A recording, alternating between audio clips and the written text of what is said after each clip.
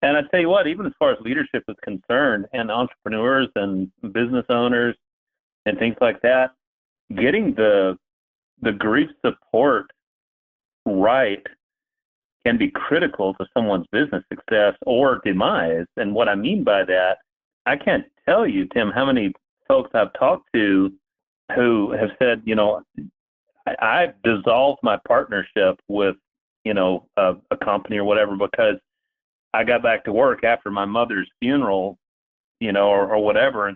And I mean, just one statement that somebody says, I thought you'd be over that by now, or something like that. And they're like, F you, I mean, it's just, it's truly amazing, and learning to be not just sensitive, but, saying things that are really more supportive.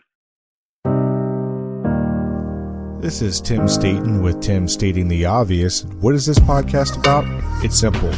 You are entitled to great leadership everywhere you go, whether it's to church, whether it's to work, whether it's at your house, you are entitled to great leadership. And so in this podcast, we take leadership principles and theories and turn them into everyday, relatable, and usable advice. And a quick disclaimer, this show, process, or service by trademark manufacturer, otherwise does not necessarily constitute an implied endorsement of anyone that I am employed by or favors them in representation. The views are expressed here in my show are my own expressed and do not necessarily state or reflect those of any employer. Hey, and welcome back to another episode of Tim Stating the Obvious. Today, I'm super excited to be able to share with you our special guest that you just heard on the little teaser trailer intro to this episode. So Jason Harris is a certified celebrant. He's a published author and lay grief counselor. He brings a unique approach to funerals and memorial services that will honor the memory of your loved one. Families request Jason's services when they want a celebration of their loved one's life more than just a sermon. And Jason is very passionate about living well after loss and guiding people through the grieving process. And he has some really good and insightful ideas on this topic. And if you're thinking, I don't know how grief relates to business, you just heard it a little bit in the intro. You're going to hear it more now. But also with leadership, we have to bring back humanity into leadership. Leadership is a people business. So you're going to jump right into it and hear from Jason about his views on grief and celebrant services. And he's got 5 questions we're going to get to. So stick around for those that are going to change your perspective. Hey, Jason, welcome to the show. I really appreciate you coming on. I know we just introduced you in the intro to this, but I just kind of wanted everyone to hear from your own words. Kind of tell us about yourself and why we're here today. Sure. Well, first, it's an honor to be here, Tim, and I really appreciate the invitation. I have been in ministry for about 35 years, but to qualify that, for about the last 11 years, I've been in the funeral business. And the way that came about, when I was only 18 years old, I was licensed and ordained to go into the gospel ministry, and I went to the Criswell College in downtown Dallas and got my BA in biblical studies with an emphasis in counseling. Then I went on to seminary to get my master's, my MDiv in theology, and with again an emphasis in counseling. And I've been a pastor, a youth pastor, an associate pastor, a worship leader. I've planted a church. I've been in short-term missions. And so I have a lot of ministry experience. But about 17 years ago, my life just absolutely had a train wreck. And that I won't go into detail here, but it got me out of the church for a while. And I got into sales. I started selling home improvement stuff, remodeling and windows and siding and doors and things like that. And I discovered I was quite good at sales. And truth is, I guess as a minister, I'd been in sales for years. It's just that my product was free. And it was the free gift of eternal life through Jesus Christ and his grace. And so I was, I continued, and it seemed like almost every industry that I went into as far as sales was concerned, I would shoot straight to the top in as far as production, and then asked to be like a sales manager for a heating and air conditioning company up in Minnesota. And then I moved back to Texas, and in moving back to Texas, I knew that I was going to need to find another job in sales. And one of the possibilities that I was checking out said pre-need funeral sales. And I thought, well, that sounds depressing. But I checked it out anyway. And I discovered that a lot of people, almost 4/5 of the population, have not pre-arranged their funeral, because who likes to think about that? I mean, a lot of people have life insurance, but they haven't actually sat down and said, if my funeral occurred next week, this is what I would want to be buried versus cremation. I want this kind of casket. I want, and just literally plan the funeral and freeze the cost of it, pay it out over 5 to 10 years. And that way, if anything happens to me, my kids don't have to try to plan my funeral on the worst day of their life. And so very, very important thing to do. And so I went in full bore, very passionately about helping people get ready for their funerals. Well, once again, true to form, I became a sales manager. And in fact, my territory was all of East Texas. It was a huge territory. And my job was to reach out and meet funeral directors, and I worked with about 50 different funeral homes. Well, Tim, the funeral business is a pretty tight-knit fraternity. It's like all the funeral directors know each other. And word kind of got around, hey, if you're ever in a pinch or in a bind, and someone doesn't have a pastor or a speaker for their funeral, you should ask Jason. He does a pretty good funeral. Well, let me insert here that most pastors, it's kind of the expectation to do the funeral for their parishioners, for their church members. If someone's mom or grandmother dies, well, let's ask Pastor Jason to do her funeral. And so that doesn't mean that I'm necessarily a close friend of that person. I'm just the pastor of the church, and so I'm asked to do the funeral. Well, I'm going to tell you another little caveat here that's very interesting that I have verified by asking a number of pastors since I discovered this. And that is, in all 8 years of my Bible training through Bible college and seminary, I had not one course, not one class, but literally one lecture on doing funerals.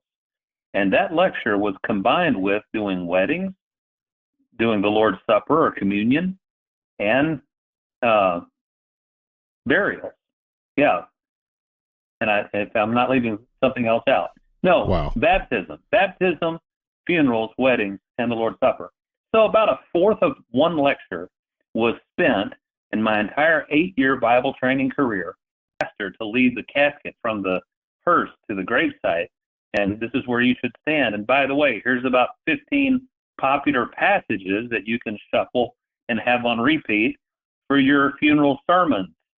And so whether it's let not your heart be troubled, and I go to prepare a place for you, or I am the resurrection and the life, or the Lord is my shepherd, and all of these different things that you hear at a lot of funerals. And so preachers are trained to preach funerals. A celebrant, on the other hand, is what I became certified as a celebrant. That's a term that came out of New Zealand. And I love the root word. It's for like celebration. Is they're taught to celebrate someone's life. So let me pick back up to where I was, and all these funeral directors started asking me one by one, could you do a funeral for us? Sure. Well, of course, 95% of these funerals that I was being asked to do was going to be for someone that I've never met. I've never known that person. And so I'm introduced to the next of kin, to the husband or wife or daughter or grandchild or whoever. And so how am I going to celebrate the life of someone I didn't know? And so I developed 5 questions. 5 questions that if I can ask these 5 questions to as many loved ones as possible, not only is it going to be a personalized service and really going to be about that person, my favorite compliment that I've gotten from a dozen funeral directors at least, and they all say the same thing, Jason, we've never heard so much laughter coming out of our chapel when you do services here. And the first 2 or 3 times that happened, I mean, they were like, seriously, what are you doing in there? I mean, are you like a stand-up comedian? I mean, why is there so much? I mean, not just chuckles. I'm talking boisterous laughter.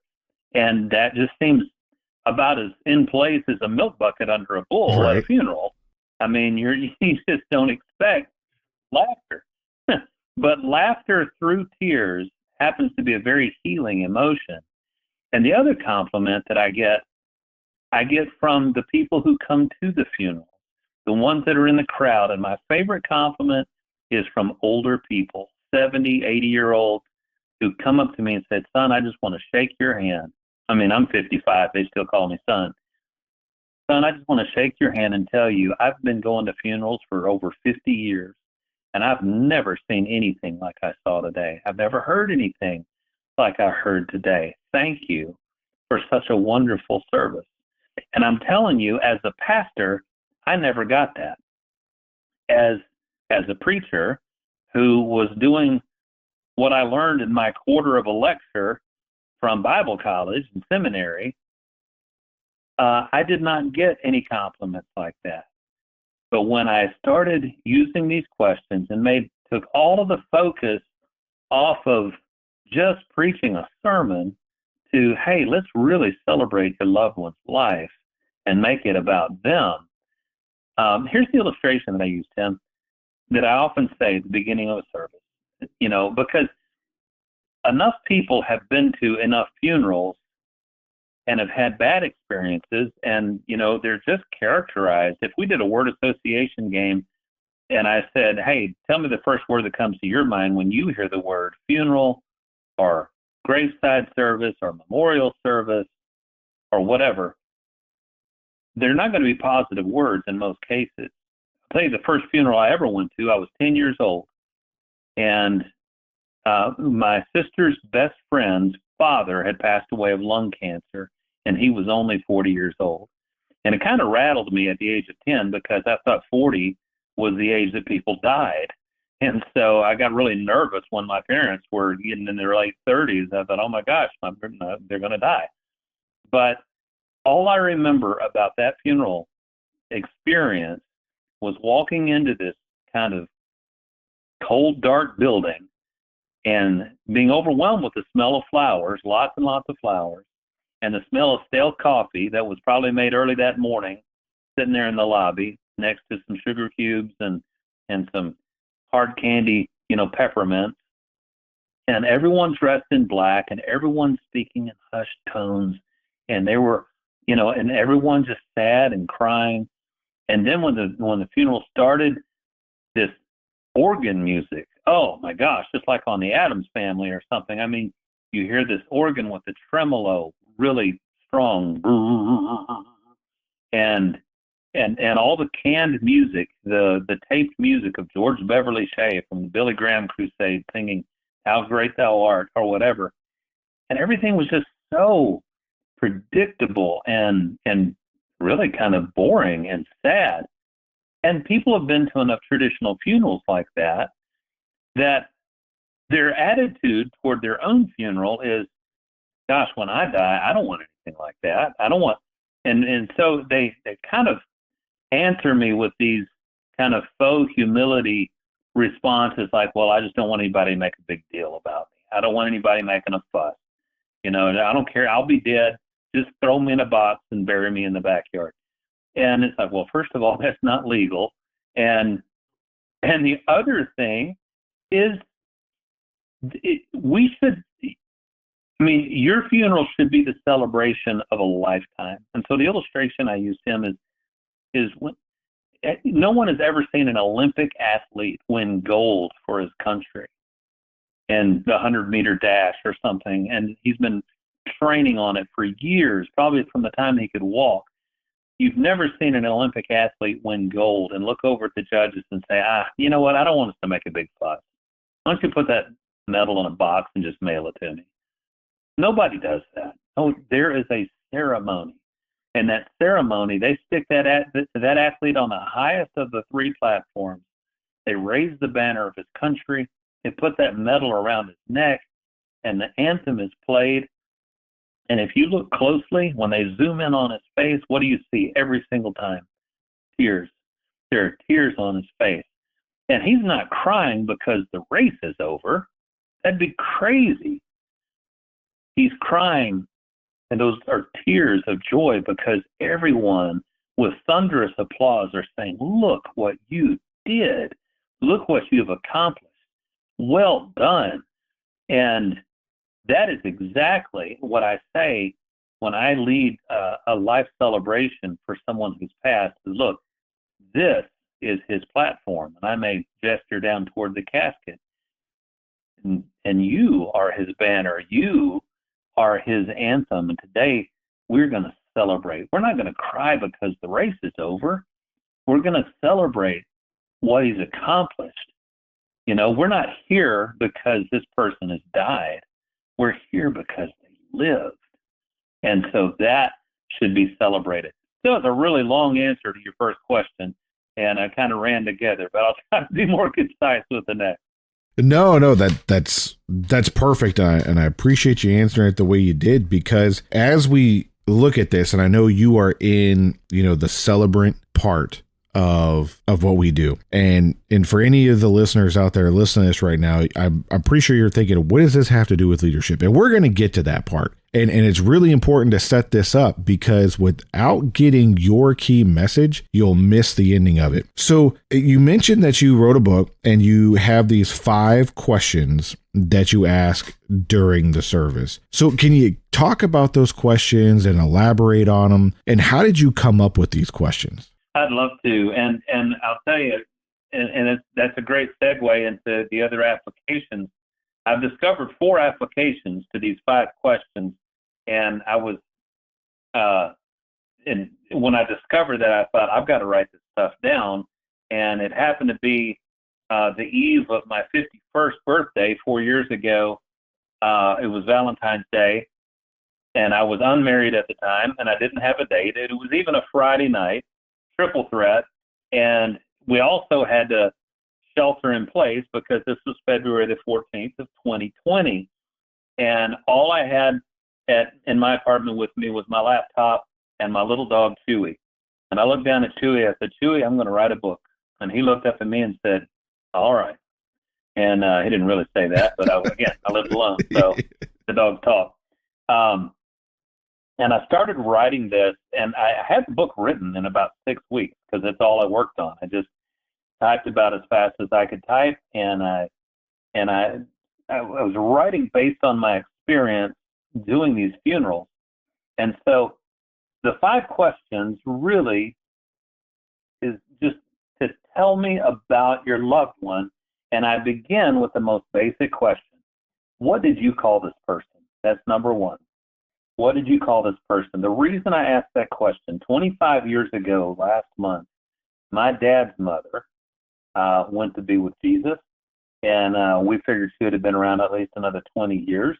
Now, my father is a pastor and has been for 63 years, and amazing. And he actually did her funeral and did a remarkable job because it was his mother. He knew her very well, had known her all his life. But had a stranger gotten up and started talking about Mabel Lee Harris, because that happened to be the name on her obituary, inside my mind, I'd be going, who are you talking about? Because even though that was her name, I certainly didn't call her Mabel. That was my mamaw. And so when I hear mamaw, my brain goes to chocolate-covered tea cakes and train wreck ballads and Froggy Went A-Courtin' and Little Brown Jug and all the stories she told. And she was just a wonderful, remarkable lady, kind of a mashup of Irma Bombeck and Minnie Pearl. And some of your listeners have no idea who either one of those people are. But the first question, what did you call this person? I'm looking for terms of endearment. My full name is Nick Jason Harris, but I go by my middle name, Jason. So when somebody calls me and asks for Nick, I know that they're either selling something or they don't know me at best. And so I'm looking for terms of familiarity. I may make eye contact with the kids on the front row where the family's sitting and talk about Gigi or Meemaw, or Mimi, or Grandma, or Granny, or whatever the term of endearment may be, because that we love the sound of our loved one's name and how we refer to them. Question number 2 is, if you could describe her with just one word, what would it be? And Tim, I can ask that question when I'm doing a family intake and I'm doing a funeral this Saturday, as a matter of fact. And I love to sit down with the family, and I'll put about 20 to 25 hours into a funeral, into a life celebration, just because I want to do as much research as possible. But when I can ask 10 different family members that question, how would you describe her with just one word? And I can even ask them to write it down. And after they've written it down, say, okay, now share your answer. It'll be 10 different answers. And every one of them are right. And it's a beautiful thing, but everyone is saying, and I just tell them, of course, you can list more than one adjective or one word that but I'm looking for that knee jerk, and if I was talking about my grandmother, I'd say my mama was funny. Man, she could tell a story, but she was also a great cook, and she was also very gracious. And so when I share the answers that I have harvested when I'm doing the funeral, I'll finish sharing all of the answers that I've had turned into me, and then I'll look out at the crowd and I'll say, tell me, what are we leaving out? And just raise your hand. And I'm not asking for a speech, I'm asking for one word. And guess what? The family then gets to hear everyone's answers, and it's like popcorn all over the chapel, just with these random shouts from various locations in the chapel. She was amazing. She was beautiful. She was gracious. She was kind. She was the greatest neighbor, or whatever. And what's amazing, the room kind of transforms, because everyone comes to the funeral expecting a traditional funeral.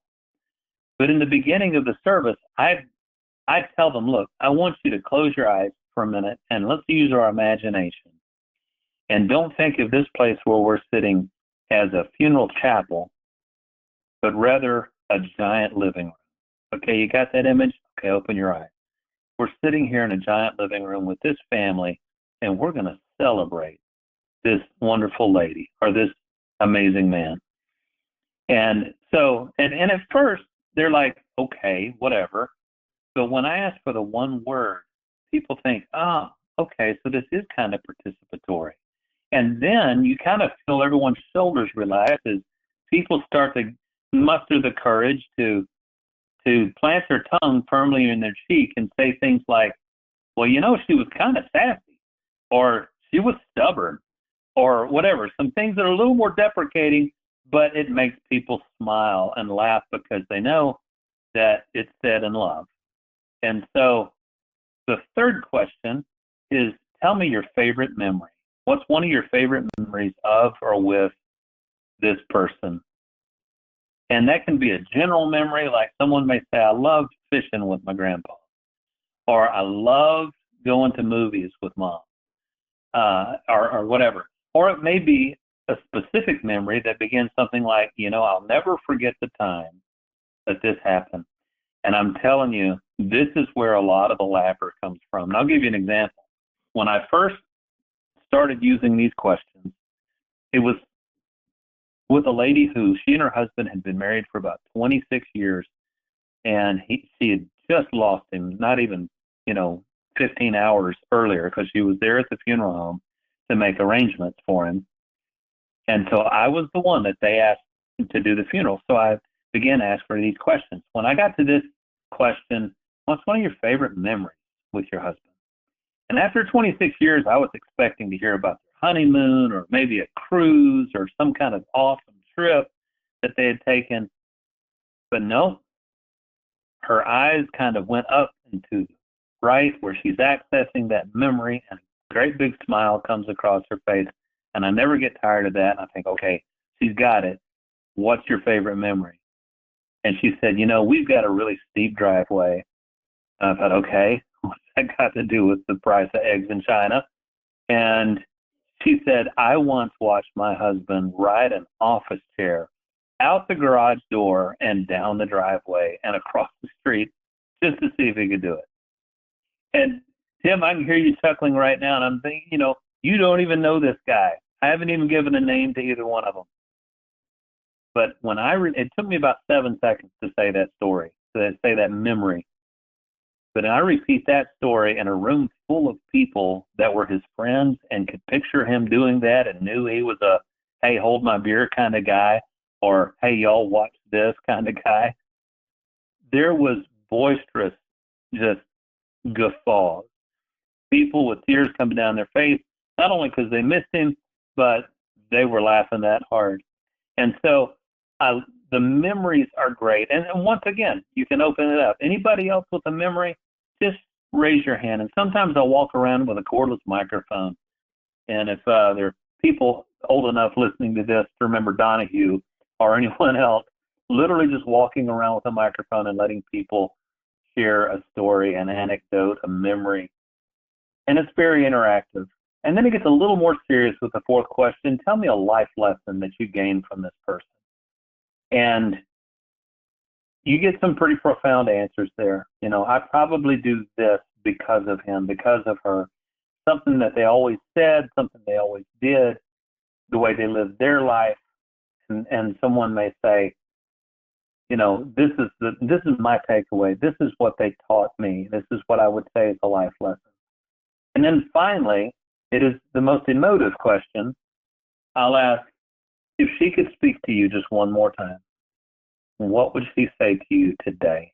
What would she say to you now? And sometimes this is especially difficult to answer or, pretty emotional to answer if it was an unexpected death. I can't tell you how many funerals I do of someone who died in a car accident, someone who simply did not wake up. They were fine to, in fact, I just did a funeral a few weeks ago for a 71-year-old man, and his wife showed me a video that she took the night before he died of them bowling together, and he was laughing and they were having a great time, and they went to bed that night, and the next morning she got up, made her coffee, and kept calling in there saying, hey, are you gonna stay in there all day? And he had actually died about 11 o'clock the previous night. And so when there's an unexpected death, I did one for a 46-year-old beautiful lady who was a photographer just a couple of weeks ago, died of a brain aneurysm. Nobody knew it was coming. And so sometimes we don't have the opportunity to say goodbye. And when someone asks if they could speak to you again, what do you think they would say now? What would they say to you? And of course, those are many times I get, well, I hope she would say I'm proud of you. Or I believe she would say I love you. But sometimes you get a very, even more profound answer. And not that those aren't profound, they are. So with those 5 questions, when I share, those really shape the family's writing the eulogy. They don't even realize it. And so my job is simply to gather the information.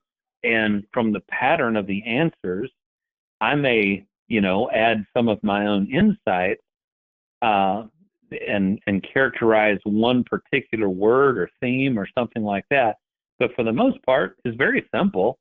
And it's not really rocket science. It's a matter of just applying these questions.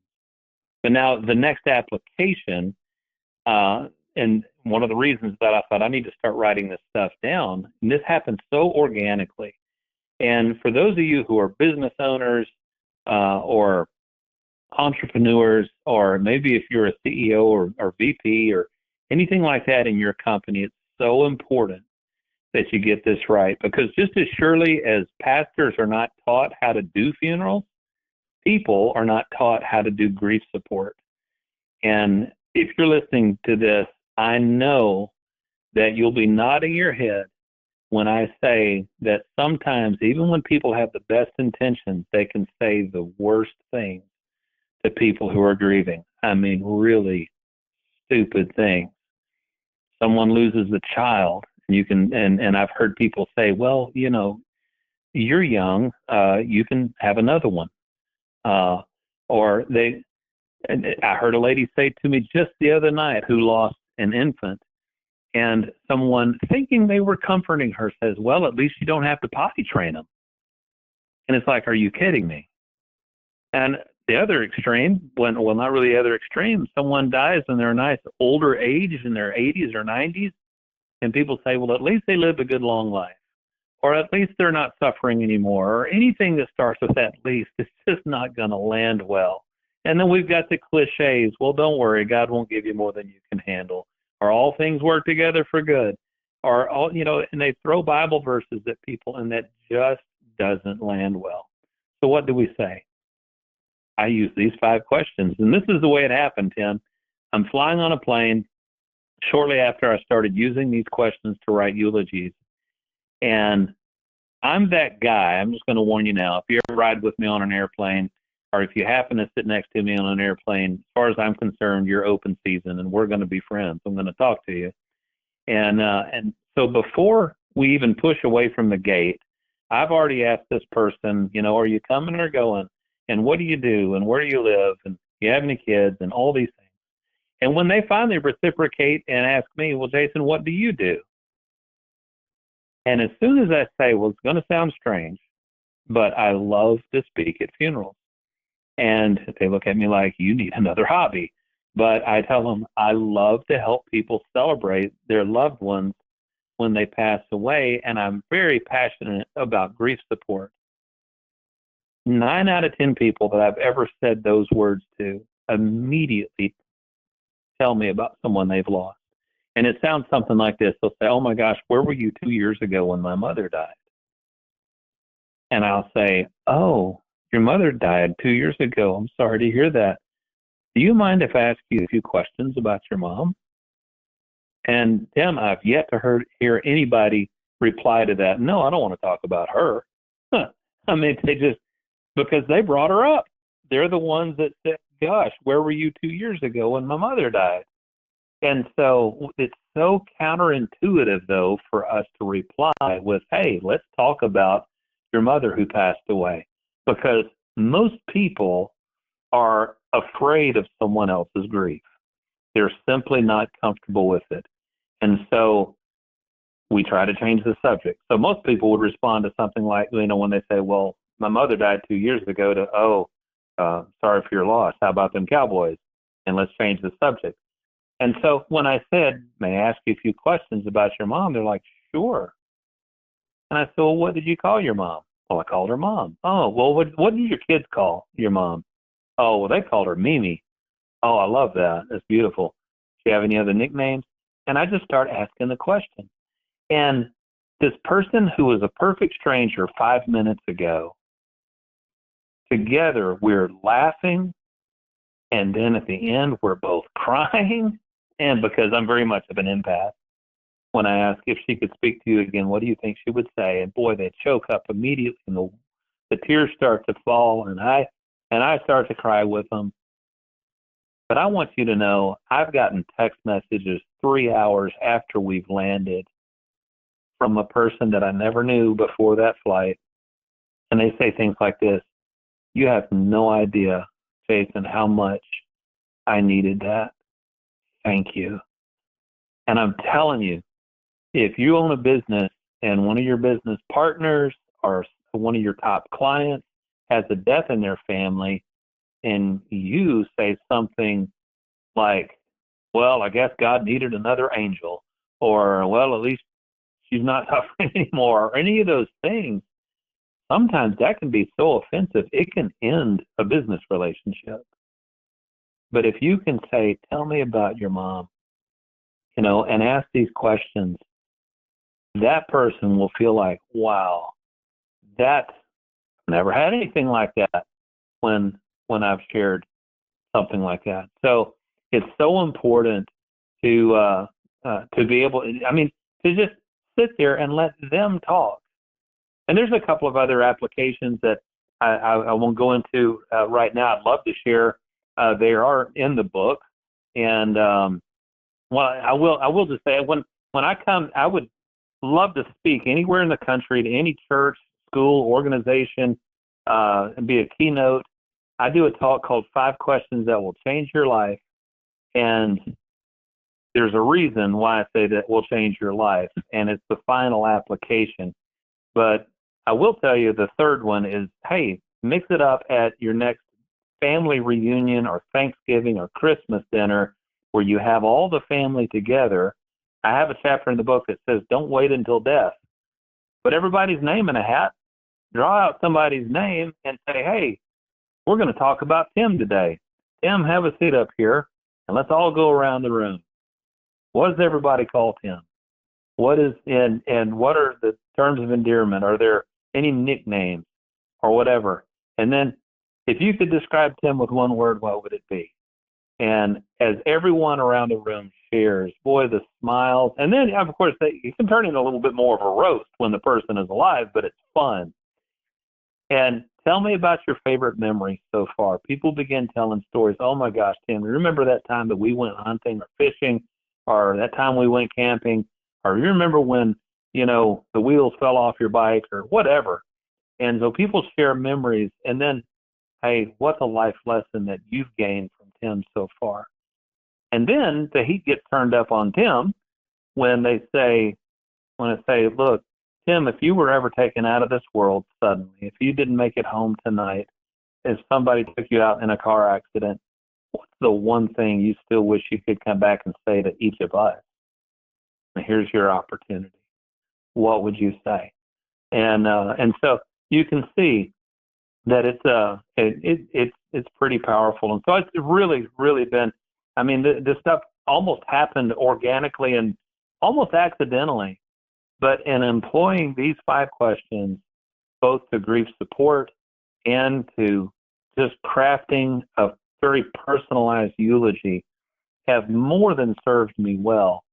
And then I will have to, one of my favorite chapters that I wrote in the book that I had the most fun writing is chapter 9. It's called Lessons from a Hobbit, a Grief Dog, and a Box of Matches. And all 3 of those, most people hear that title and say, what? All 3 of those are illustrations of how important it is to stay on the journey with a grieving family.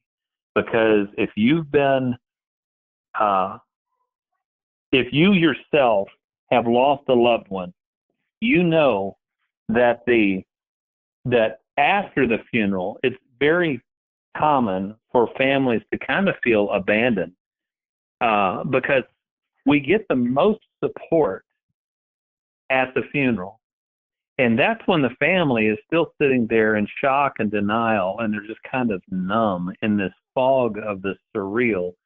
And they're just trying to decide, is this really happening? Am I really sitting in a funeral home chapel right now? Is that really my mother up in that casket? And when am I going to wake up from this bad dream? That's what they're feeling. But that's when everybody is trying to get their arms around them and saying, I'm so sorry for your loss. And so it's a couple of weeks after the funeral, isn't it, that the reality kind of sets in and the proverbial Novocaine kind of wears off. And people feel like, wow, this really hurts. And they look up and all the crowds are gone. Everyone's gone back to work and the casseroles have stopped coming by and the cards and the flowers and everything that everyone pours out on you at the time of loss is gone. And then the family proceeds to march right through an entire year of firsts. Think about it. This Sunday is Mother's Day. For a lot of people, I'm doing a funeral this Saturday for someone's mother. And so Mother's Day is going to be different than all the other Mother's Day before now. And what about the first Thanksgiving? What about the first Christmas? What about that loved one's first birthday or an anniversary or any of those things? And so I started doing something about 5 years ago. I can get a 10-pack of matchboxes from Walmart for 97 cents. And so these matchboxes are about 10 cents a piece. And what I do is I make labels that would fit perfectly on both sides of the matchbox. And on one side of the matchbox, I'll have a picture of the loved one who passed away. And on the other side, there'll be, their date of birth, date of death, maybe some of their nicknames, some of those terms of endearment. and then things that they loved, whether it would be bowling or whatever. If somebody loved to fish, but what I put on there is the personal list. It's usually just something that just personalizes the matchbox, and it's just kind of memory matchboxes.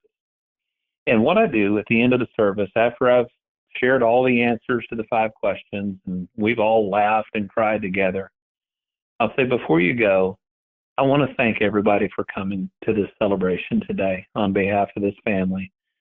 And I know that some of you took off of work to be here today, but I'm going to tell you something that you may or may not know.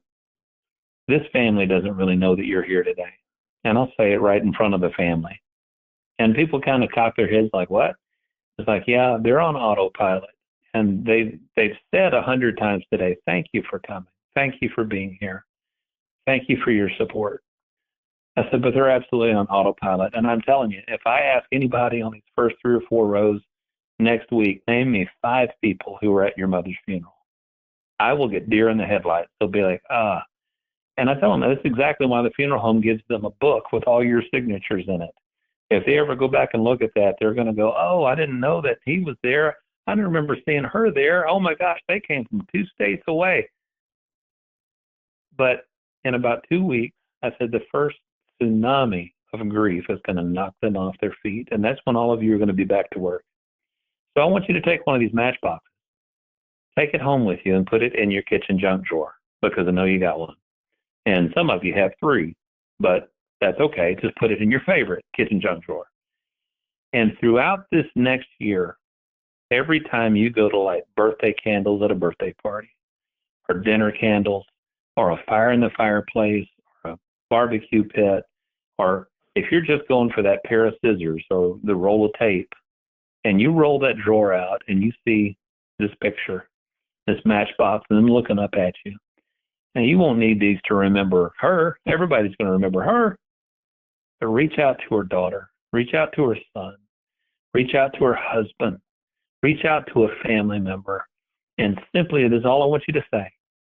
Hey, do you remember those matchboxes the weird bald guy gave us that we thought would never shut up? Well, we just used those matches today, and I want you to know we sure miss her. And I'm thinking about you. And I warned people then and there. I said, now, if you're planning on saying anything stupid, you don't get a matchbox. Because I don't want anybody calling up saying, how are you doing? Because, I mean, that's just not a fair question to ask. And don't call and say anything that starts with at least. Simply convey a memory. You might say, I can't even look in the choir loft anymore without picturing your mom up there or your grandma, or I can't pass the lake without thinking about your dad out there fishing on the lake, or something like that. You might even say, gosh, nobody made apple pie like your grandmother. Apple pie will never taste the same, and I sure miss her. But it's a tangible reminder to stay on the journey with the family, because it's one thing to go to a funeral and help someone celebrate someone's life, and it's something next level to have a reminder to reach out to those family members.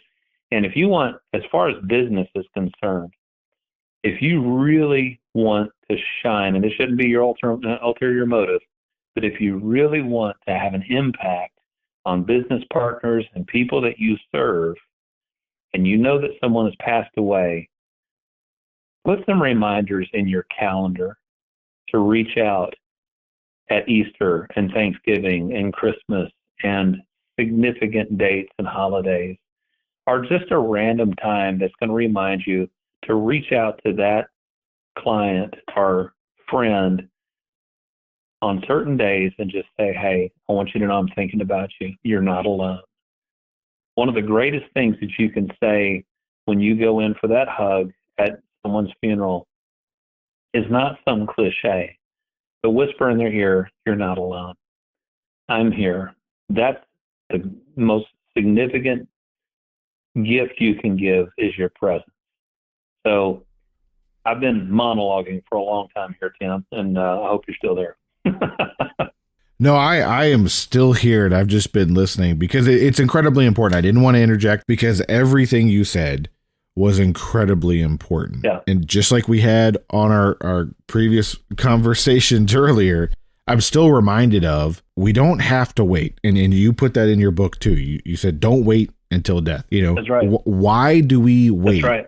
until death? I would say, as far as leadership goes, you know, it's important that people treat people like people, and grief and death and passing is a part of life and a part of humanity. And we don't get training in that. A lot of times in life, we don't. You know, I have a job that had a lot of death in it. And honestly, just like you said, where were you like 2 years ago? Where were you, like 15 years ago or 10 years ago? You know what I mean? So it's interesting because anybody can take these 5 questions. And that's why I think your book is so powerful. You can take these 5 questions and you can interject them into your life. Right. You can actually interject them when people get promoted and they leave organizations.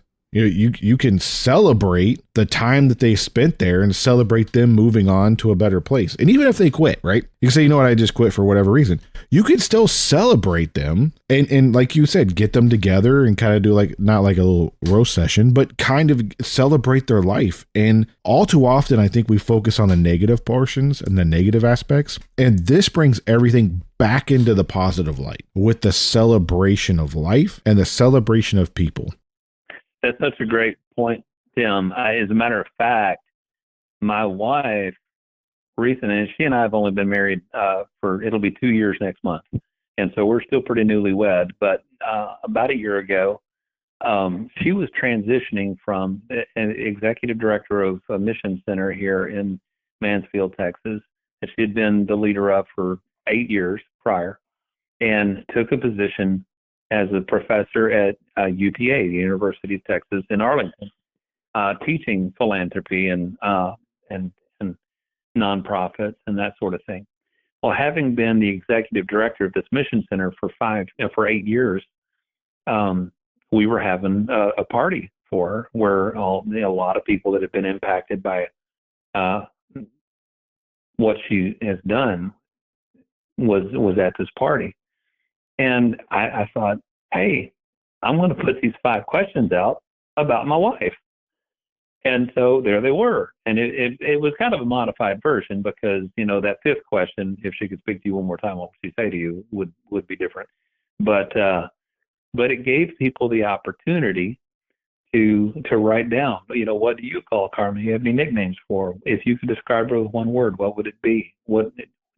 Describe one of your favorite memories with her over these last 8 years, and what is a life lesson you've gained from her? And I tell you, it was remarkable, and so that is. But to your point, also on social media, you see all the time people posting. It's been 5 years that my father passed away, or whatever. People commemorate anniversaries of people's deaths, and I tell you what. To blast these 5 questions on social media and say, hey, do me a favor. If you knew my dad, answer these 5 questions and respond in the comments. And sometimes I even do that with families that I'm doing the eulogy or the life celebration for their loved one. I ask them, hey, put these 5 questions on social media, and people bring me the responses. As long as they do that before, the service, I can use them. But the other thing I'll say about the 5 questions, I love putting these 5 questions out the night before a funeral. A lot of times there's a wake or a visitation, and it's a wonderful thing to have at the top of the page. Like this Saturday, I'm doing the life celebration for a lady. Her first name is Eva, and that's all I'll say. But I will have on a card about a half page with a photograph of her, and it says at the top, remembering Eva. And then there's a place for your name. How did you know Eva? Were you a cousin, a neighbor, a friend, whatever relative? And then I have the 5 questions. I got to tell you, Tim, people love having something to fill out at the visitation because it gives them something to do. those of you who are listening, you know that if you drop by a visitation at a funeral home, you sign the book, you hug somebody's neck, say, I'm sorry for your loss. Now what? Everyone stands around and you're uncomfortable. And so if there is something that people can sit down and fill out the answers to 5 questions, they have time to think about their answers. And then I get to harvest all of those answers and then go home and finish writing the manuscript, because I love to manuscript everything that I'm going to say at the funeral. The reason I do that, number one, the family probably isn't hearing every word I say at the funeral, and then I can give it to them afterwards and say, if you want to go back and read this, you can. It also keeps me on track because I'm very ADHD, LMNOP. I mean, I've got it all. So I'm easily distracted, so it kind of keeps me on the rails. And but the other thing about it is the family can go back and reread those answers, these hard copies of these answers that people have filled out at visitation for months to come. And it's just a beautiful tribute to their loved one. So that's really, if I could sum up everything, the celebration should emphasize the person's life. I often say we're here to celebrate what they did on the dash. And if you're unfamiliar with that expression, it's that little dash that appears from your date of birth to your date of death on a tombstone or a headstone. And it's not a very big dash.